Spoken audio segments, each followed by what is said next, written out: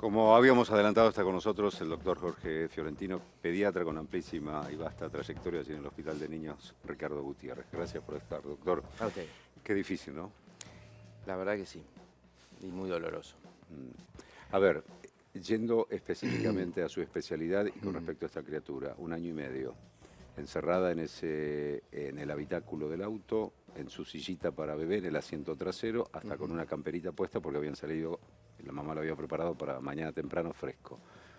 Se la olvida el padre. Esa reacción, ¿cuánto tiempo puede pasar una criatura cuando va consumiendo el oxígeno y va exhalando monóxido de carbono, en definitiva, ¿no? Lo primero que uno tiene que explicar es que los niños, como los ancianos, los dos extremos de la vida, Sí. tienen alguna dificultad para regular la temperatura. Por lo tanto, uno puede decir que este chico sufrió un golpe de calor, con una dificultad manifiesta para regular la temperatura de su cuerpo. Eso solo ya produce síntomas como aumento de la temperatura por arriba de 40, y cuando pasa la temperatura arriba de 40 comienzan a haber una serie de desajustes que se traducen con náuseas, vómitos, el calor muy importante en la piel porque uno Por quiere momento, eliminar doctor, el calor. La chiquita estuvo entre las 9 de la mañana, Sí. redondeada, hasta las 4:30 de la tarde. Sí, es mucho tiempo. Mediodía, pasado un poquito el mediodía, la temperatura estaba exterior cercana o había pasado los 26 grados de temperatura. Es mucho, Y pleno sol. es mucho. En el interior del auto, Entonces, el sol, sí. la temperatura y no haber recombinación de aire, ¿no es cierto? Todo eso hace que haya mucho calor en el habitáculo. Uno calcula que aproximadamente un auto de color claro duplica en 1 hora la temperatura del exterior. O sea que si hacía 26 grados, dentro del habitáculo de ese auto había más de 50 grados centígrados. Eso, sin renovar el aire, es golpe de calor con confinamiento. ¿Qué quiere decir el confinamiento? Para que nos entendamos rápidamente, y de esto saben mucho los mineros.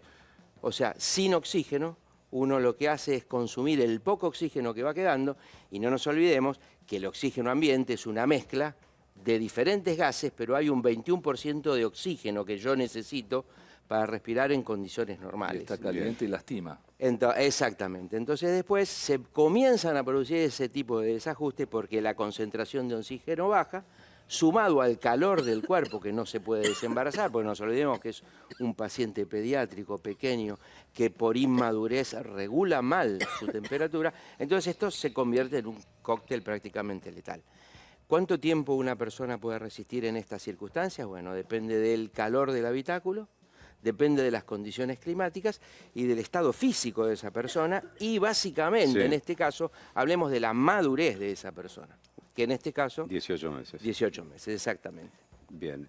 Y muchos se preguntaban hoy, doctor, esa criatura, cuando está entrando en ese estadio que la lleva a la muerte, ¿puede tener como un mayor que o que grite o que llore o que trate de golpear o no? No. ¿O va quedando como adormecida? No, exactamente, Ah. exactamente, porque uno va entrando, atraviesa un trance, ¿no es cierto?, en donde las funciones psíquicas, ¿no es cierto?, se van enlenteciendo, entonces uno deja de pelear.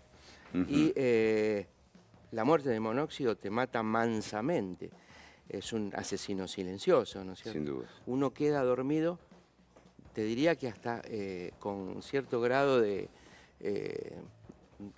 serenidad. Doctor, Decirle. si yo le leo las pericias, o por lo menos el primer informe médico, ¿usted puede describir, digamos, cómo fue médicamente el proceso, digamos, sin, con más certeza? Yo le A ver, intentemos. A ver, intentemos. Dice, a ver, causa de muerte, congestión y edema pulmonar y meningoencefálico. Diagnóstico definitivo ad referendum de pericias. Bueno, eso coincide con lo que estamos hablando, ¿no es cierto? Un golpe de calor produce ese tipo de ¿Un inflamaciones. edema pulmonar qué es, doctor? Y el edema pulmonar, casualmente no cardiogénico, es la inundación de los alvéolos, que es donde tendría que haber un espacio virtual con aire, está lleno de líquido. Y eso se produce por el edema, ¿no es cierto? Fíjese, ahí está la autopsia de Catalina, Claudio. Sin lesiones óseas, deshidratada, marcado edema y congestión pulmonar y edema y congestión Meningoencefálica. Son de las meninges. Exactamente. ¿Eso qué provoca en el cerebro? Bueno, esto es básicamente una meningitis. Uno muere, Claro. digamos, por una... No La infecciosa, obviamente, ¿no es cierto? La inflamación Es de una- las meninges. Exactamente, exactamente. Eso no impide el paso del líquido, ¿no? No, El cefalorraquídeo no, en el cerebro y que no, no pero permite sí- su función normal. Sí, pero sí implica que aumente la presión dentro del cráneo, ¿no es cierto? Y eso obviamente no la... A la chiquita esta lesionando. no la ha ayudado, obviamente, sí. Y esto va provocando daños neuronales progresivos hasta llegar a la muerte, digamos, a medida que va faltando ese... Llegado el caso y que está con vida y abren la ventanilla, abren la puerta y hay oxígeno de nuevo. Va dejando daños neuronales en la persona, en Sí, la por víctima. supuesto, digamos, la célula cerebral puede vivir 4 o 5 minutos sin oxígeno, ¿no es cierto? Pasado ese término ya es muy difícil recuperarlo. Por lo tanto, bueno, esto termina en un paro cardiorrespiratorio, Claro. por hipoxia primero y por anoxia después, por la falta total de oxígeno. Doctor, cuando ocurrió este caso, empezamos a preguntarnos todos y a buscando estadísticas si es algo que ocurre con cierta frecuencia en nuestro país o en distintas partes del mundo.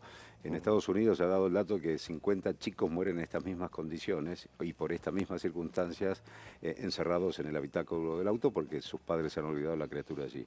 Acá en Argentina, Sí. ¿a usted le ha tocado vivir casos similares que por ahí no terminaron en muerte?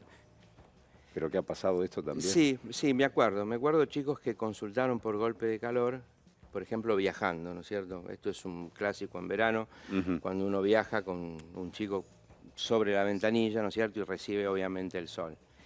En cuanto a estadísticas, desconozco. Nosotros no tenemos una estadística nacional pura respecto de esto. Ni tampoco me acuerdo de haber recibido un chico en la guardia del hospital específicamente Por con estas esto, circunstancias. por estas circunstancias. Sí, por supuesto, hay un gran capítulo, ¿no es cierto?, de lesiones adentro del auto, ¿no? Que incluyen, obviamente, el golpe de calor como otro tipo de lesiones, que son las lesiones por quemadura. No nos olvidemos lo que nos pasa a nosotros cuando volvemos de la playa, entramos al auto y queremos tocar el volante. Bueno, eso mismo, la palanca de cambio, cualquier estructura del Sí. interior estático del auto que sea metálico, eso quema, ¿no es cierto? Y eso sí, obviamente, lo hemos visto. Y el clásico de las ventanas sin el one touch, ¿no? Claro. Que producen el apriete de los dedos, ¿no es De los cierto?, dedos, cuando sube la ventanilla.